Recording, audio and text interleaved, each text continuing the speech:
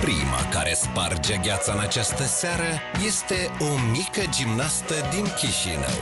A deprins acrobațiile în doar o jumătate de an.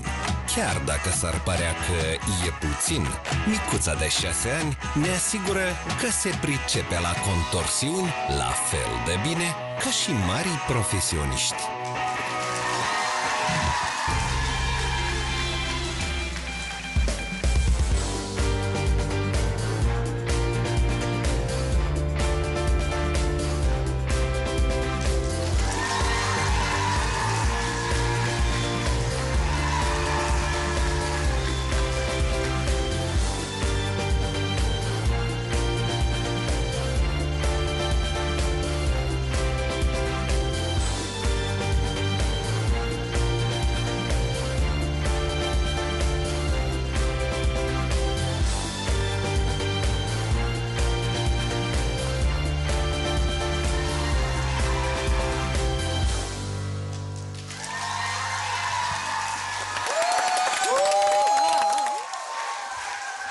Алина, ты точно только 6 месяцев занималась?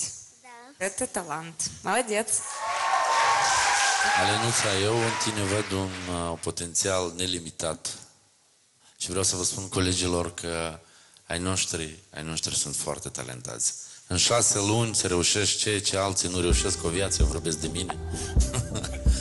Alina, ești superbă. Bravo.